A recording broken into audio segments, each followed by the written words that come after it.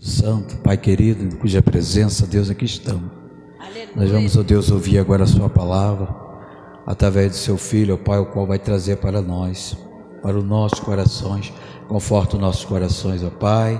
Assim eu já te agradeço em nome de Jesus. Glória a Deus. A paz do Senhor para a igreja. Abra sua Bíblia no livro de Neemias, capítulo de número 1.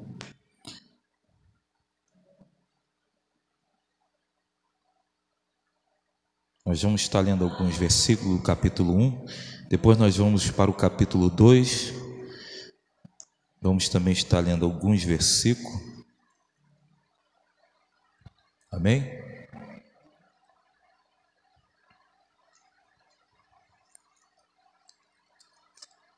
Graças a Deus, a terra está sendo regada, né? No dia de hoje, Deus tirou hoje para regar a terra. Deus sabe o que faz, né, irmãos?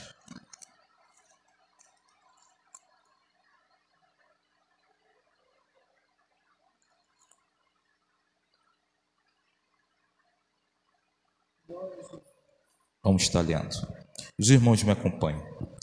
Diz assim a palavra de Deus: as palavras de Neemias, filho de Acalias, sucedeu no mês de Quisleu, no ano 20º, estando eu em Suzã, a fortaleza, que veio Hanani, um de meus irmãos, ele e alguns de Judá, e perguntei-lhes pelos judeus que escaparam e que restaram do cativeiro acerca de Jerusalém. E disseram-me: os restantes que não foram levados para o cativeiro, lá na província, estão em grande miséria e desprezo, e o muro de Jerusalém fendido e as suas portas queimadas a fogo.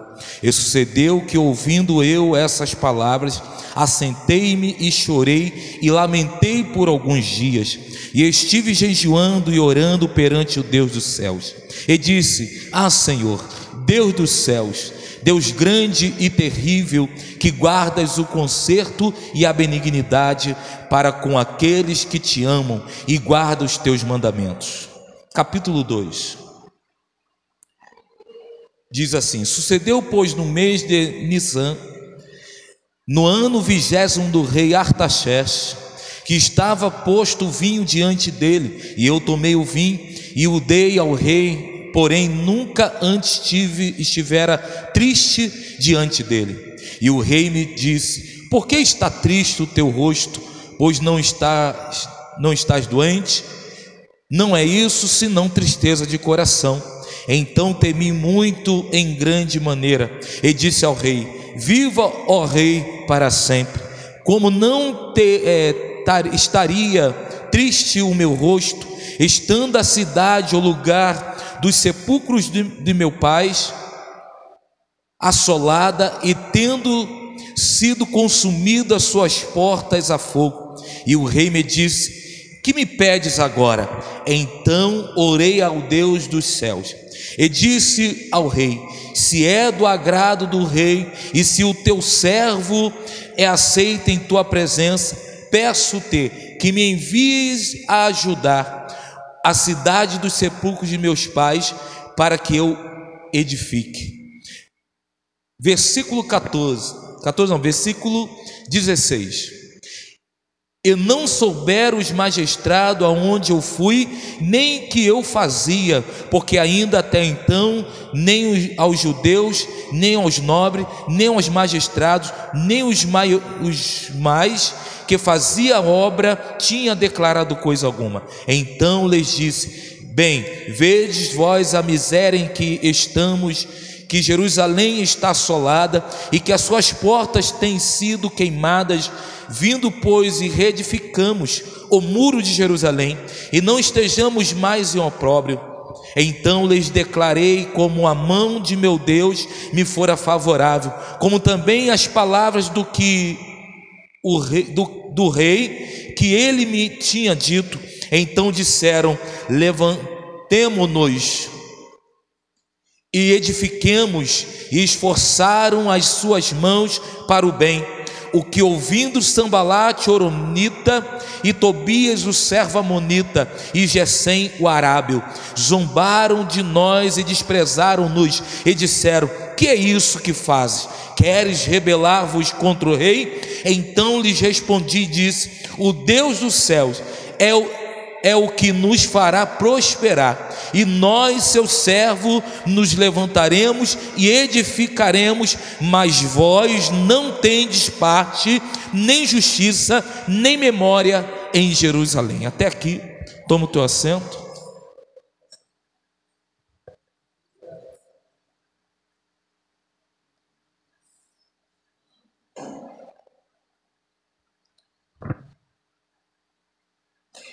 Fico grato ao Senhor por mais esse dia, de estarmos na presença de Deus hoje. É um domingo a qual nós separamos, irmãos, para adorar o nome do Senhor. Os judeus, como têm de costume de separar o sabate, para poder estar adorando, eles ainda têm esse costume, e todo sábado eles separam para estar adorando a Deus. Nós separamos o nosso sábado, e o nosso sábado é o domingo. Nosso sábado é o domingo. Mas nós não temos isso, irmãos, na realidade. Adoramos o Senhor no domingo, na segunda, na terça, na quarta, na quinta, na sexta, no sábado e também no domingo de novo. Porque o apóstolo Paulo vai dizer que devemos estar em constante oração, sempre ligado ao trono da graça, porque nós não sabemos o dia e nem a hora que o Filho do Homem há de vir buscar a tua igreja. Então, em todo momento, temos que estar preparado para quando Cristo aparecer nas nuvens do céu, com som de alarido, trombeta, nós seremos arrebatados. Obrigado. Com Cristo vamos nos encontrar. Amém? Meus irmãos, 722 anos antes de Cristo, o reino norte, Israel, foi conquistado e grande parte do povo foi levada à Síria. Em 586 a.C., Judá, o reino sul e a sua capital, Jerusalém, também foi levada à Babilônia. Nessa época, a Síria deixara de ser um poder mundial, e a Babilônia conquista.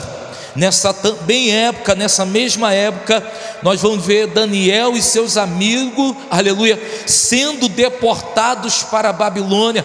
E a Babilônia vai aproveitar, e pegar os jovens mais inteligentes, para levar para a Babilônia. E junto com Daniel, vai os amigos de Daniel. Neste mesmo período, nós vamos ver que a Babilônia vai ser conquistada pelos persas, aleluia, e ao mesmo tempo absorvida pelo Império Persa. Nós vamos ver que nesse período, Ester era rainha, casada com Xerxes I. Nisso nós vamos ver que dentro dessa trajetória toda, Deus vai fazer com que a profecia de Jeremias venha a se cumprir. E a promessa de Deus era trazer o povo novamente para Jerusalém, para estar adorando Ele. Na primeira deportação da Babilônia, voltando para Jerusalém, vem Esdras. No comando do rei Ciro. O rei Ciro vai estar fazendo uma carta e decretando a volta, dos judeus para a sua terra de origem. Nisso, Esdras vem conduzindo, a segunda, equipe para Jerusalém novamente. Nessa vinda de Esdras para Jerusalém, nós vamos ver que o livro de Esdras, ele vai abordar e vai falar sobre o templo, a construção do templo em Jerusalém. Nós vamos perceber que ao construir, o templo em Jerusalém, os que fizeram parte da antiga construção que Salomão teve que construir, né?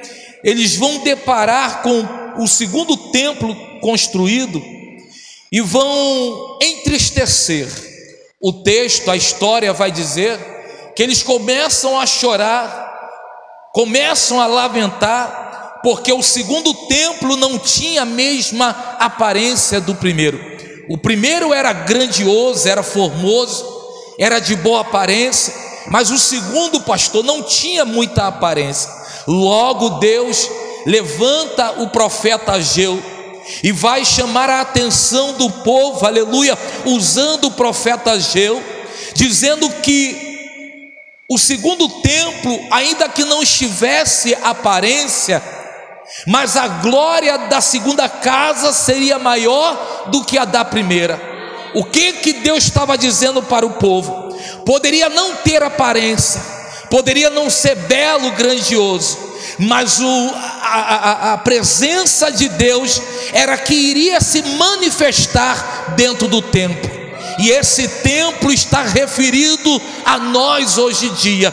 Se o primeiro templo de Salomão, quando ele ora, termina de construir o templo e ele vai orar, quando ele está orando, nós vamos ver no texto que uma grande fumaça desce do céu e começa a encher o templo.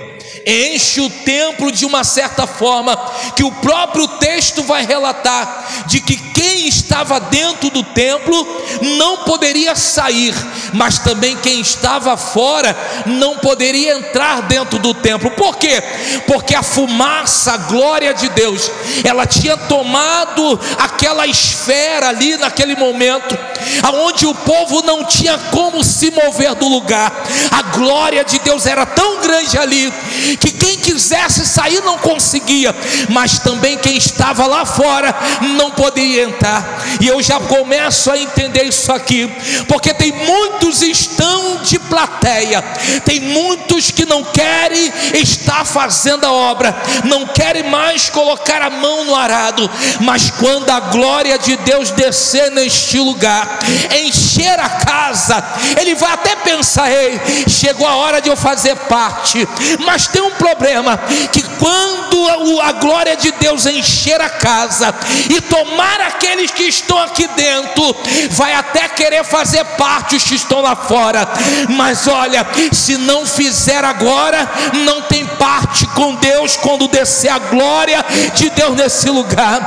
Deixa eu te dizer uma coisa, ei, se possível for, bota a mão no arado sem olhar para trás, ainda que, oh meu Deus do céu, ainda que aos olhos humanos parece que não está acontecendo nada, mas haverá um momento em que essa casa vai estar cheia, e quem está fora vai permanecer de fora, porque Deus só tem compromisso com aquele que tem compromisso. Aleluia, oh glória. Isso é uma coisa lógica, irmãos, é uma coisa lógica a qual a Bíblia vai nos ensinar. Ao decorrer disso tudo, na construção do segundo templo, ainda que a aparência não seja bela, mas Deus vai advertir o povo dizendo: pode entrar para clamar, pode entrar para fazer parte, porque quando eu derramar a glória, vai ser melhor do que no dia de Salomão. Oh glória a Deus. E eu começo aqui a glorificar o nome do Senhor, porque muito aos olhos humanos não conseguem enxergar o que Deus já começou a fazer neste lugar, no mundo espiritual. Aleluia. Se eu fosse você, já começava a partir de hoje, hein? Falar com Deus: Deus, eu quero fazer parte disso aqui, eu quero fazer parte desse lugar. Aleluia. Agora, irmãos, a segunda deportação, vem Neemias. Neemias é trazido de volta para a sua terra. Só que Neemias fica a serviço do rei Artaxerxes, lá em Suzã. Olha o que acontece quando Neemias, agora nós vamos entrar no texto e vamos perceber que quando Neemias está ali a serviço do rei Artaxerxes, Aleluia. Neemias, ainda que esteja naquele lugar, nós vamos perceber que na história de Neemias, ainda que ele estivesse em lugar diferente, ainda que ele estivesse em lugar que não era Jerusalém, nós vamos perceber no texto, no decorrer do texto da sua história, que Neemias, independente do lugar que ele vai estar, ele não perde a sua identidade. Por quê? Porque o próprio texto vai dizer que quando a notícia chega, aleluia, ele vai até sentar, chorar e lamentar, mas ele não fica prostrado. Por quê? Porque a sua identidade ainda é de Jerusalém. Meu Deus do céu, a sua identidade não é da terra, é de Jerusalém. E se a tua identidade é de Jerusalém, você vai entender nesta noite que o lugar que você está, ainda que não seja de acordo